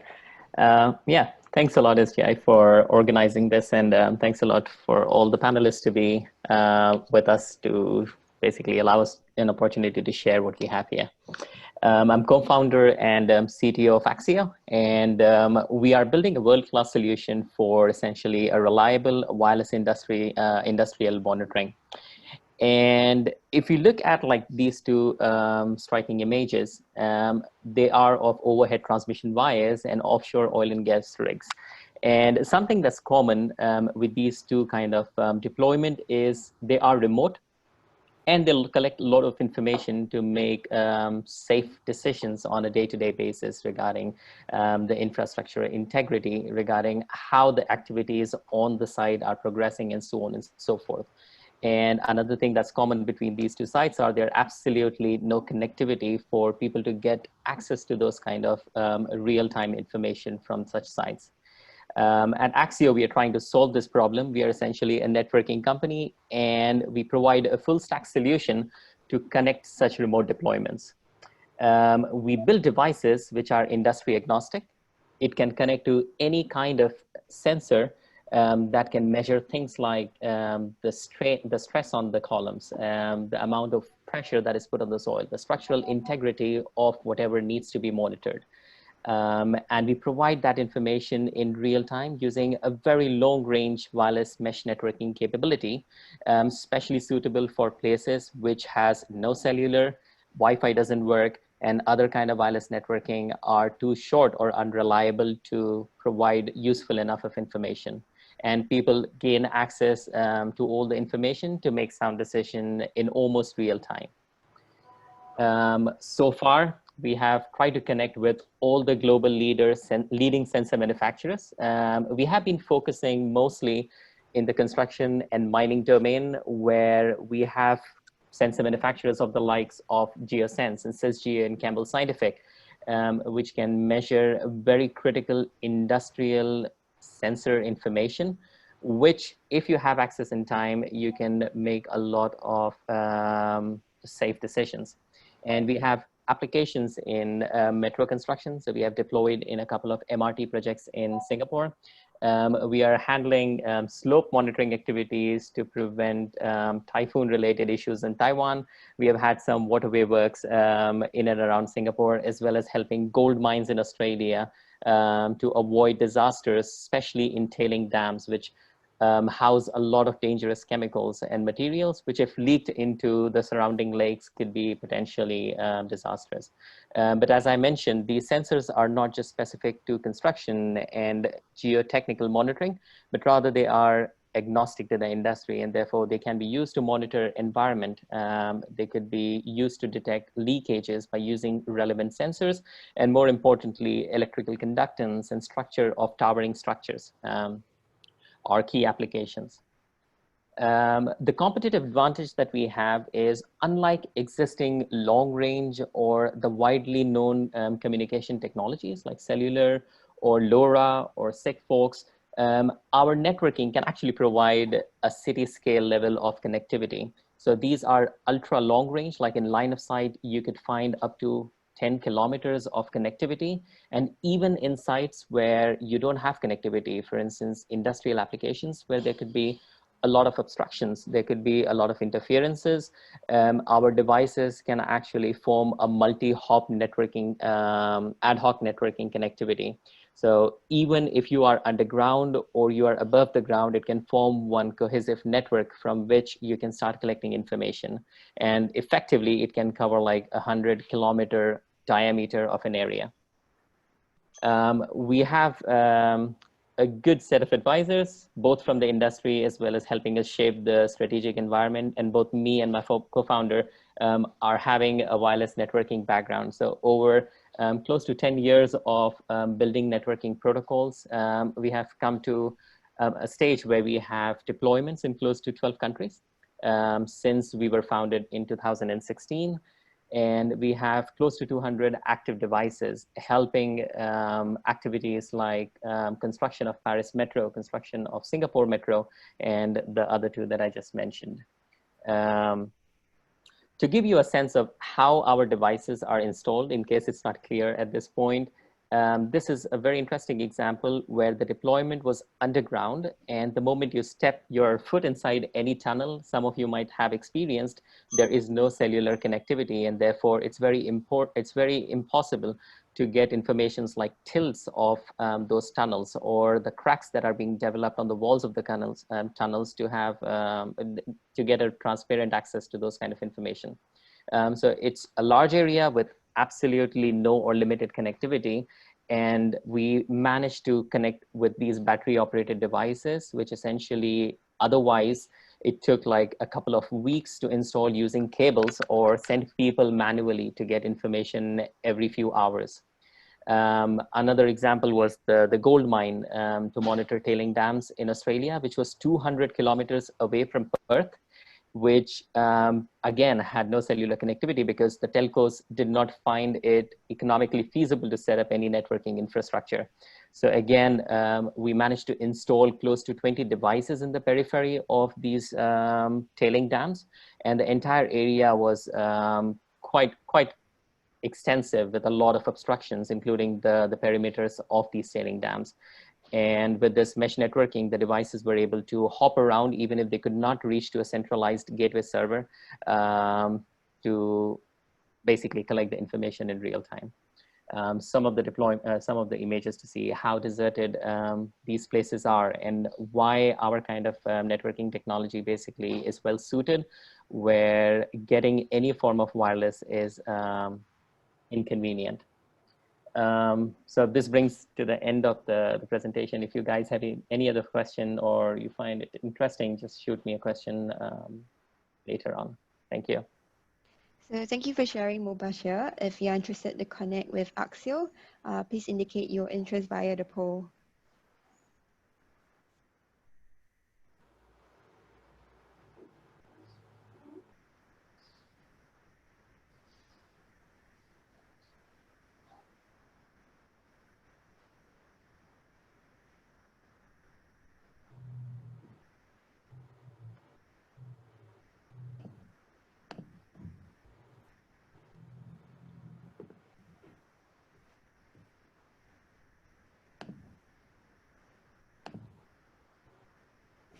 We are now halfway through the startup pitches. Next up, we have Ashish, CEO and co-founder of Transferfy.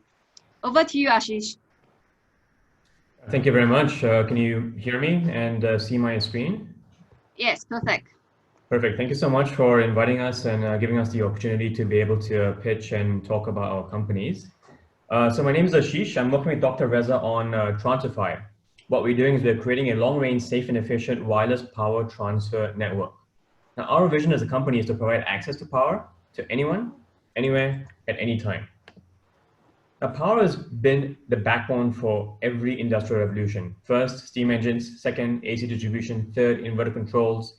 And now we're in the fourth industrial revolution where we're looking to convert, or we're looking to basically convert our physical surroundings into a digital economy. Now, for this to happen, it requires mass amounts of sensor deployments. This would not be able to go forward with current cabling infrastructure or even battery technology.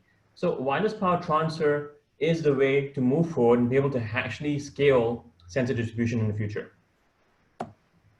Now, back in the day, I used to work in a fully automated manufacturing line. We had to install 800 sensors, which required miles of cable spaghetti, $1 million worth of installation costs, and a good 2 months to deploy the whole system, which was a huge problem for the company.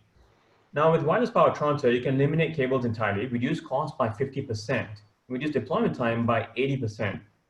We would have actually looked at around more than $70 million worth of cost savings from installation and downtime, which is something that cannot be ignored at all. Now, on average, for IoT deployments out there, more than 62% actually goes into cabling installation. That's the cost structure right now, which is pretty crazy. Wireless power transfer is going to disrupt the 62% and make IoT a lot more scalable in the future and making digitization a possibility. Currently, we are actually powering up devices at 50 meters away using radio frequency wireless power, and we're also handling data as well. We were featured in National Geographic. We have 3 patents filed, 3 patents in progress, and obviously a lot more technology to develop as we go along. And this is all real and deployed. So we actually deployed for a smart building concept here. We have a T5 gateway, T5 sense units around. Essentially, the aim for these deployments is to showcase robustness, reliability, and quality.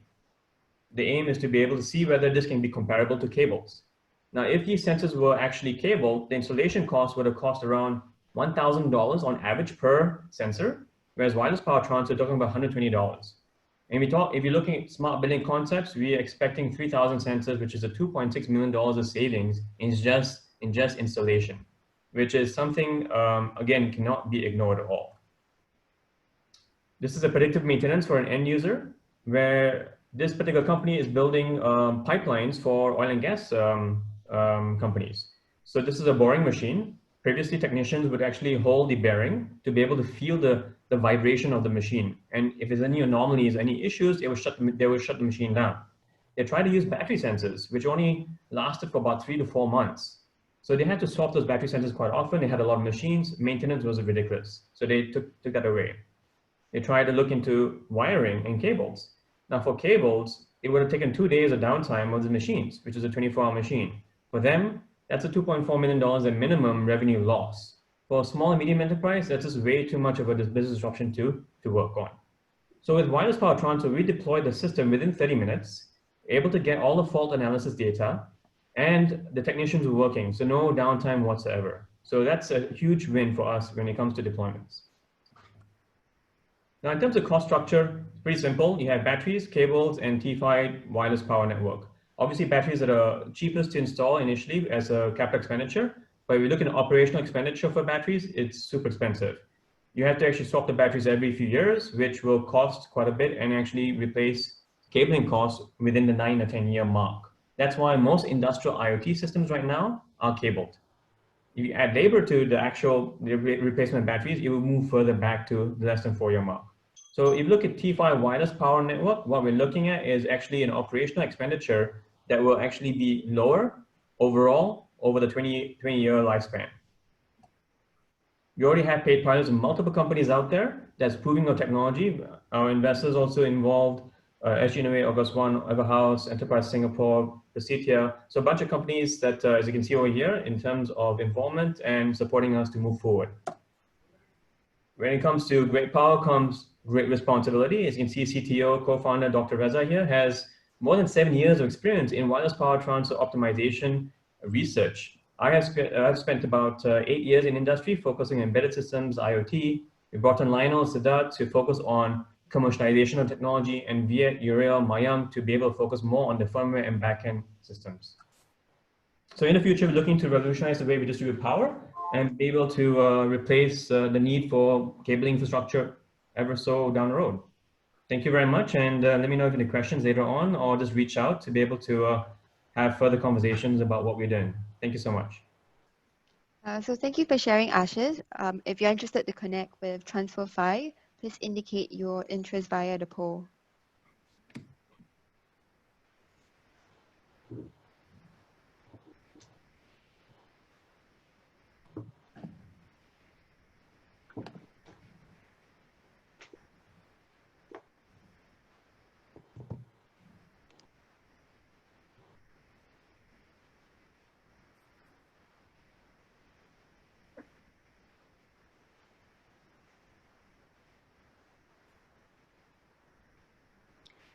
All right, the next startup we have Keith, CEO and co-founder of Performance Rotos. Keith, take it away. Hi, good afternoon. I'm Keith from Performance Rotos. Everything working fine? Okay, share screen. Oh, good. Okay. Hi, good afternoon. I'm Keith from Performance Rotos. Our drones go where no man should. Industrial inspection are costly and unsafe, especially so in confined space, where the risk goes up significantly and the time taken to prepare a space for man entry and to set up for inspection is a lot longer. We excel in such environments, and such environments are found across industries. And this is how we do it. We build drones that do not require GPS signal or magnetic compass information to fly safely and well. This allows us to go places where other drones can't. We built it robust so that we can withstand impact to see what we need to see. We built them small to go where no drones have gone before. A combination of sensors on our drones allows us to operate in total darkness, accurately and stably. Our power system gives our drone a flight time of 1 hour and more. This allows us to inspect non-stop, faster, more efficiently. Today, our smart drone is the smallest in the world that can carry out thickness measurement. Our services for our client has helped them save in terms of downtime and preparation, and help them in safety. So this is an example of what we have done. Look at the time saved at almost a month. Our technology is built with safety in mind to help the inspector. We build it safe. So when the drone is disturbed by the environment, a strong gust of wind or something, it returns. If a staff happen to approach without knowing the drone is there, the drone will avoid. Using the same technology that we have built, you come up with variations to tackle the different environments within a client's property. So some case studies, with Vopak, a tank that took 40 hours to inspect, we did it in 2.5. Now this is just the inspection timing. No setup of scaffolding was involved. With BP shipping, that was when I met Klaus previously. We did a vessel inspection with a minimum saving of 60% in time used. In a petrochemical plant with ExxonMobil, we did 1/3 of what it took a rope access company to inspect their pipes and racks. Today, these are our some of our clients and our partners that we're working with. And we got here because we know what our strengths are. We know what our competitors can do. We know how superior our product is by studying the others to make sure that our product can do what they can't. We are operationally ready to inspect in all sorts of different environments in the industry, in any industry. Each and every one of our staff are certified drone pilots. And today, our inspection services has been approved by Lloyd's Register and RENA. 3 founders with robotics and aviation engineering background, 7 developers and 3 operators. To do what we are able to do, it's not just the 3 operators. All our robotic developers are drone pilots too.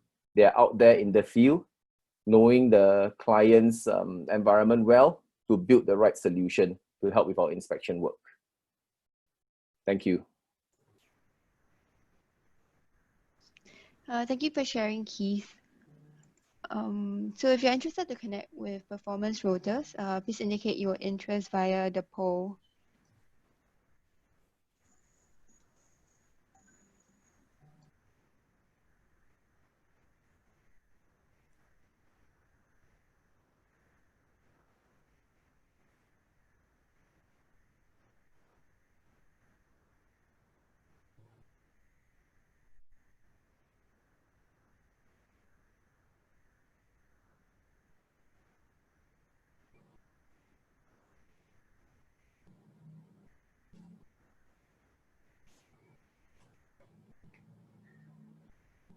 We will now pass the time to Emir, CEO and co-founder of Resync.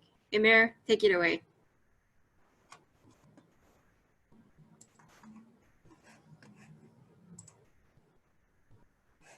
Emir, I think you're muted.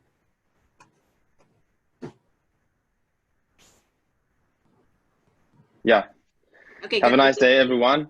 I hope you can hear me now and you can see me now. So my name is Emir. I'm CEO and co-founder of Resync. So let me just start with my presentation. What we do at Resync, we develop intelligent energy cloud platform for distributed energy assets. The reason why we started our development is, as you know, the whole energy infrastructure is going through drastic transformation. And this transformation is mainly driven by 4 pillars: high adoption of renewable energy assets like solar, wind energy, integration of energy storage systems like batteries, electric vehicles, digitalization of the whole ecosystem with internet access almost everywhere, smart meters, and of course, high adoption of machine learning models and artificial intelligence for the automation. But moving to something new, there are a lot of challenges, and 4 main challenges that we identify from our customers are: no one wants to deal with the reliability issues, so reliability is a priority. Return of the investment, because a lot of energy projects are capital intensive and require upfront capital. Management of manpower, where the customers, instead of having handful number of power plants, now they have distributed energy assets where they need to be very efficient with the manpower distribution. And the forecasting, of course, everyone wants to know what will be the future generation or the future consumption of their assets, or do the predictive maintenance. And that's the total reason why we started Resync. So together with my co-founder, we started Resync around 2.5 years ago. When we started our focus with the generation asset management, where we started working with the companies like solar installation, wind installation companies, energy storage companies. And then we span out our solution to different domains like smart building solution, IoT integration. Now we're serving telecom tower operators. We did a small project with Nissan in Norway for the electric vehicles and mobility, but we feel that EVs are still early for the current market. And we have some projects for the smart microgrid management, where we do and act as a virtual power plant VPP provider. A bit of overview of our solution: we are fully cloud-based platform, but we have a combination of hardware and software. So we are flexible enough to provide end-to-end solution where the customer, if they demand hardware plus software, we can provide it. If they demand just software and they have the hardware on place, so we are flexible enough to integrate it with any third-party provider, be it Schneider Electric, ABB, Huawei, Fronius, Delta, you basically name it, the tier 1 electronics providers in the market. So what we do, we use standard industrial communication protocols like Modbus, TCP/IP, RS-485, Profibus, CAN bus, where we aggregate all the real-time data and do edge computing on our device. At the same time, all the data is sent to the cloud, and on the cloud, we run it through our machine learning models, where we use different analytics method in order to do predictive maintenance, forecasting of the system, and then send back the data to the device, and the device takes real-time control action based on the output. But at the same time, all the processed data is fed to our platform, where we, in a spoon-feeding manner, provide it in a very nice user interface to the end customer. This is just an overview of our platform. So what we do, we ensure the customer who has multiple sites in their portfolio, they can see all their assets under the same platform, consolidated. We have real-time control and forecasting of the system. We provide analytics and optimization of the asset up to the component level details. We have individual analytics for individual assets. So for example, we don't just say like, hey, this is your solar analytics, but we dive deeper into the inverter level, string level, MPPT level analysis. We provide predictive maintenance and smart reporting for our customers. So basically we ensure that whenever customer need to provide, they have different sites and they need to provide different reports, be on a monthly basis, quarterly basis, they're able to create their customized report through our platform without any human interaction. We provide facility management. So what we did, we ensured that the customer has integrated the entire organizational structure and can provide the ticketing system to the operational personnel. Some of the use cases, so we work with smart building solution where we help to create digital twin and improve the efficiency of the energy asset in the smart buildings. We work with smart grids where we help them to manage renewable and distributed energy assets and act as a virtual power plant. We work with telecom towers providers in different markets, Myanmar, Indonesia, where we help them to analyze their asset within the individual telecom tower. We charge one-time cost integration fee and then annual subscription depending on what type of features they would like to have. We do B2B management, B2B sales to our customers. We are headquartered in Singapore. I think I'm running out of time, but I'll be very quick. I just left with 2 slides. So we are headquartered in Singapore, but we have customers all across the Asia Pacific region. We have customers in Indonesia, Thailand, Japan, India, Australia. This is some of our customers in our portfolio. Our team was mainly focusing on the techie part. Myself, I used to work for REC Solar. It's a Norwegian solar manufacturer, whereas my co-founder, she's a mastermind of our solution.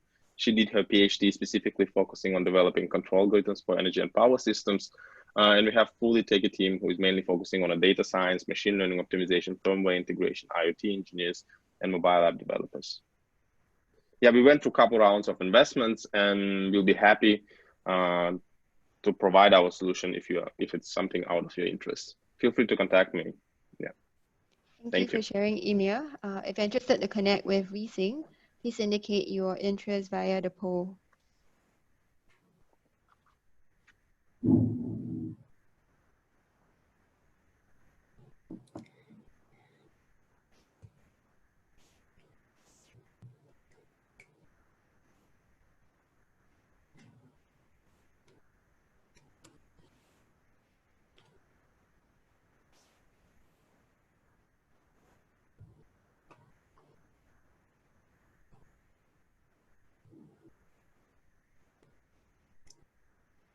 We are now down to 2 more exciting startups for the day. Next up, we have Maninder, CEO and co-founder of New Gen Gas. Maninder, over to you.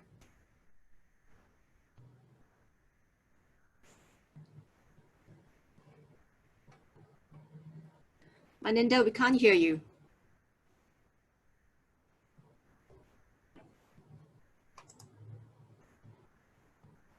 Yeah, I hope you guys can see my screen now. Yes.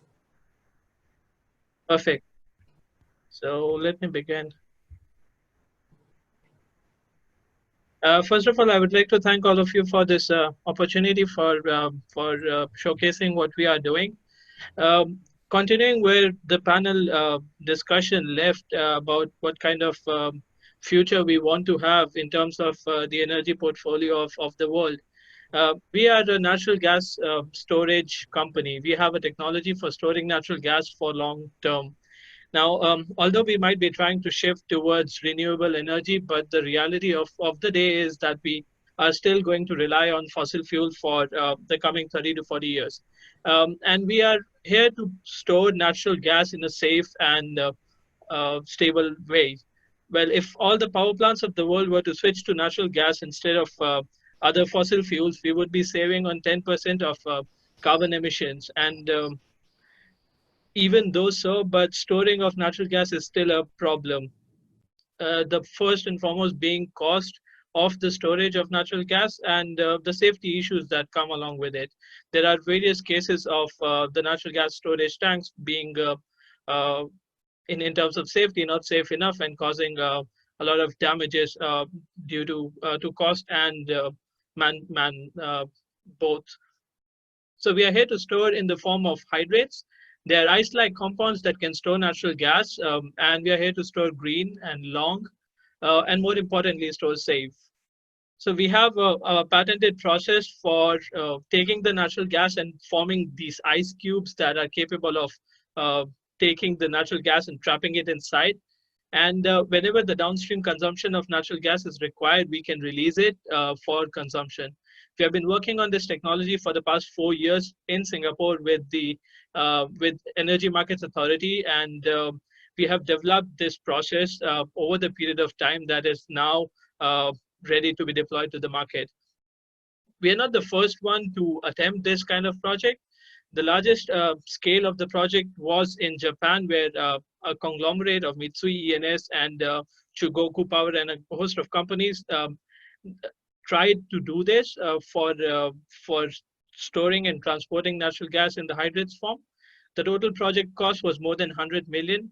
And even though they were able to validate the downstream processes where they can transport, use, and provide to the customer, but the problem that they faced was at the beginning part. How do you form these hydrates effectively enough?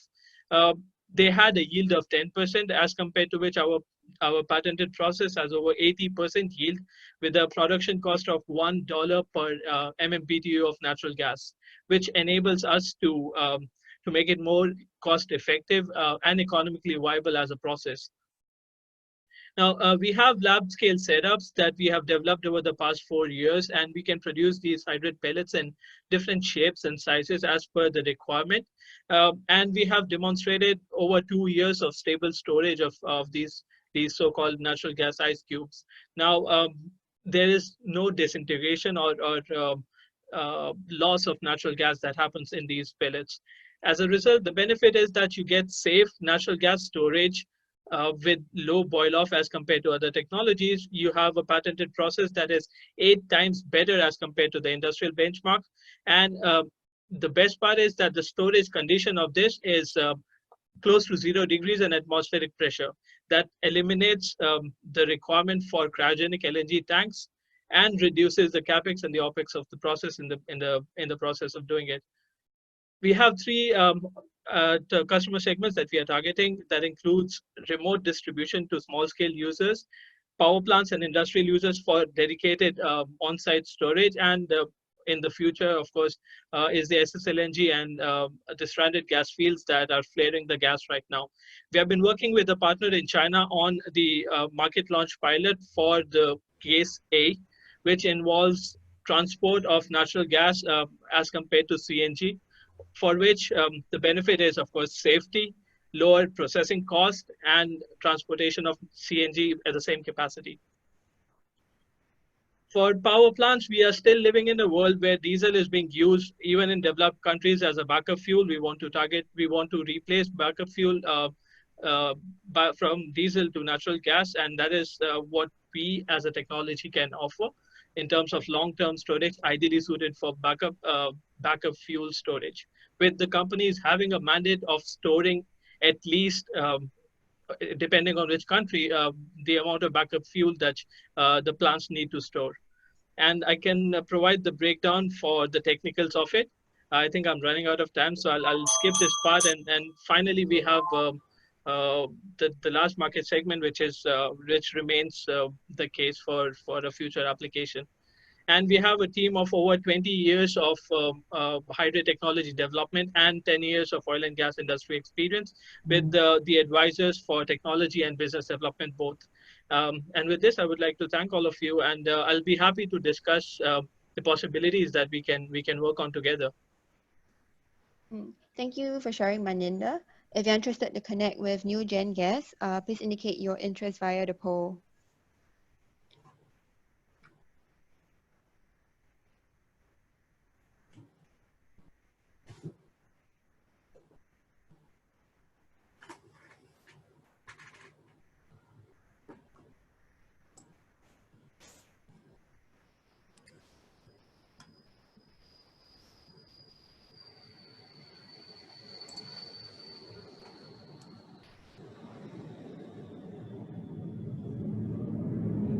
last but not least, we will pass the time over to CF, CEO and co-founder of Synergy.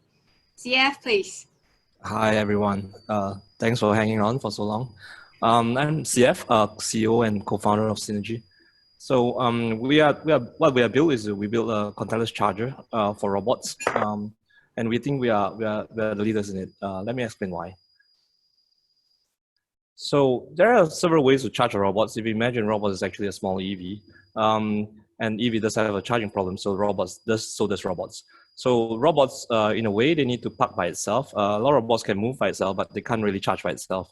So there are several ways to charge the robots. One of the way is to plug a wire. You hire someone to plug a wire. You can also battery swap it. And I think the best way to do is actually to dock it by itself. So there are several ways to dock it by itself.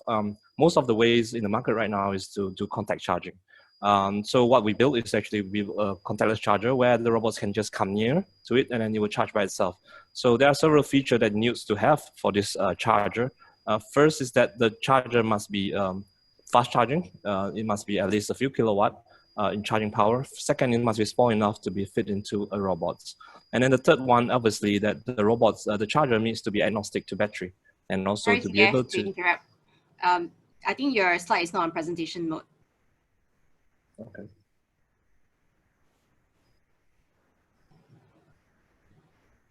Is it better? No. Okay. It's okay. I think you just go ahead. Yeah. Okay.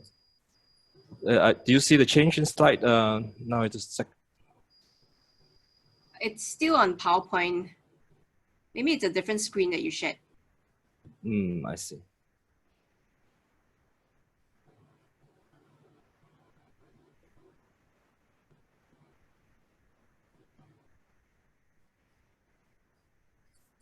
Yes, perfect. Okay, thank you. So so to have this charger, what we have is a product is a A1, A2, and also B, where B is small enough to fit into all kinds of robots, and then A1, A2 is actually the transmitter. So what we have developed is a product that can charge all kinds of batteries and also all kinds of voltages. So that's actually free up the stations to charge different kinds of brands of robots coming in the same automation system. So so you can, as you can see, the same kind of a station where the air is, you can actually charge different kinds of robots. So a simple solution is that we have actually worked with all kinds of robots in various conditions. It can be a pallet in a logistic environment. It can be manufacturing lines, robots, and it can be also a cleaning robots, where you can see the one at the bottom. So all of these robots, where you can place a station around your automation's ground, and also it can be in hospitals, it can be in airports, it can be also be in a shopping malls. So we created a single way to charge all of these robots. So in order to do that, just now I mentioned the 3 key points. Is that one of the key points is that there are a few products out in the market, but to allow a fast adoption in the market and also be able to go into the market, the product needs to be besides the small size and as well as the universality of it. It also needs to be able to be cost effective because of the charger that we see. Some of the charger that you see over there, their price is even 10 times higher than where we have. The reason is because they are targeting very expensive robots. So we are going into the mass robots arena. So so far, current tractions, we have installed in 10 types of robots, and we are moving into rollouts. And all of these robots generates, all of these companies actually generates more than 4 million revenue every year, because the robots company actually sells to more robots. So we have worked with a few Fortune 500 companies around the world to actually do the installation. So we are a team of 12 right now, full-time, with my backgrounds on various kinds of power electronics and also industrial, with my co-founders in also from charging background. Our advisors, we have advisors from X-Shells Venture, and we also have advisors from the automotive industry, from NIO, from Porsche, and also we also have technical guidance from Virginia Tech Professor Jason Lai. So all in all, I think that's the end of my presentation. Thank you. Thank you for sharing, CF.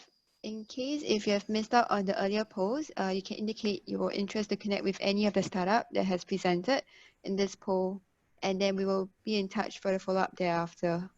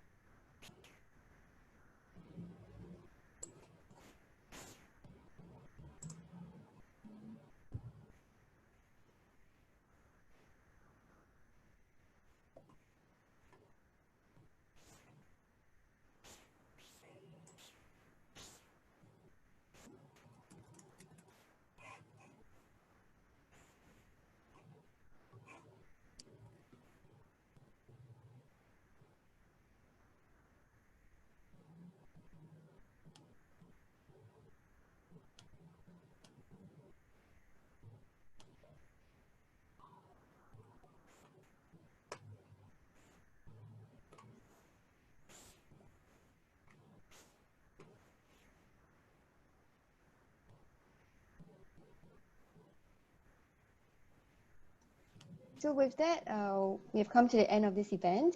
We hope it has been a very insightful session for you. So thank you for everyone for staying to the end. Do sign up for our mailing list to be notified of other events that we run. If your company would like to take part in similar corporate events that we will be organizing in future, please feel free to reach out to us. We look forward to seeing you again and have a wonderful evening. Thank you. Thank you.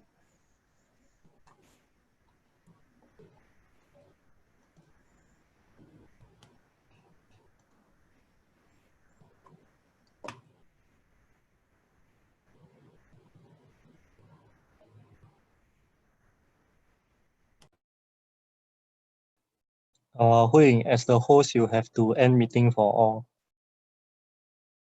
to close this entire session.